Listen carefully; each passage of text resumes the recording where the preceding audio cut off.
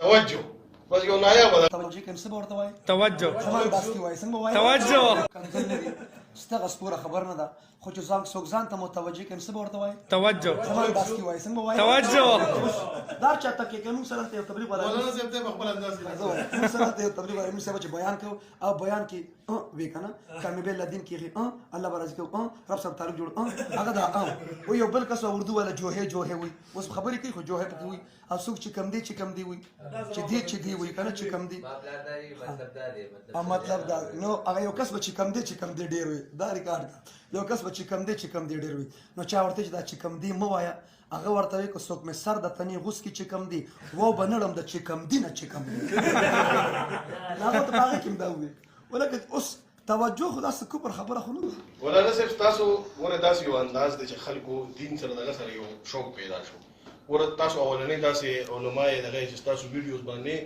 دونه ویوز راځي دونه د چارج تاسو په فیلډ کې نه دي راغلي ولې راځي دا خلک تاسو خوښي دي سره ټول خلک د ډنګونګانو نه وړي هر ځای تاسو ویډیو سرچ کوي لکه څنګه چې پرېس کې د ما فیلډ سرچ کوي تاسو سرچ کوي چې ولې چې خلک دا یو نایاب تاسو یو ټکی توجه بس یو نایاب دغه کنه او دا تاسو مطلب دغه شو یو پہچان مو دی په ټول پاکستان کې الحمدلله تاسو زمونږه خوشحالي کو چې یاره داسې زمونږ ګورنمنت له پکې تاسو سپورټ کی ولې دا आवाज اوچتول غواړي کنه نو تاسو خبره سره ډنګ پروموټ کیږي د پاکستان او دغه کیږي دا تاسو یو خپل دغه ماشاءالله دنه مکه شی نو چې دي تاسو له دا ډیوټي دا تاسو ډیوټي کو دا زمونږ ډیوټي ده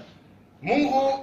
خپل ملک ریپرزینټ کوو د ملک نه بار وجنګیږو خلک لکه سلیبریټي سټیټس هم دی ما پای کې مې زه خو سوپر سٹار انده زمون کار خو نه دی کنه خلکو سره هغه کلیپ راوغستل او خلک یو غرغان بابا او ځان په خپل سوپر سٹار وي نو چا پوره شي نو کتل چې ما دا چا پسی وي لکه دا خو د ام پی او د ام ان ای کار چې وایي ته پوسو کی دا هغه څه چې څوک نه غي مشري نو تاسو له خبرې به سره کلیپ راغی ما پوره خبر دا سګړی و چې کوم چې امریکا کومه طریقه اختیاري مونږ به هغه اختیار خو چونکې مونږ مسلمانان یو نو سبا اسلامي تعلیمات هم فالو کوو نو ټیک د کرونا نه بچاو د پر مونږ ماسک هم استعمالو خو کدا عذاب نو د عذاب نه بچ کېده په ماس سره کې په توبې سره اوس کافرانو خو توبه پیژني نه کنه زه د امت مسلمه به د عقیدې اصلاح د اعمال او د اخلاق اصلاح مشرکشر تمیز احترام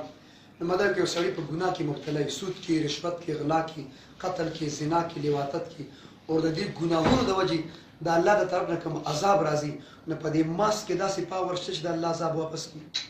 نو ما وی ماس بم استعمالو ایسو پیس باندې عمل بم کو خو ماس سری به توبه وباسو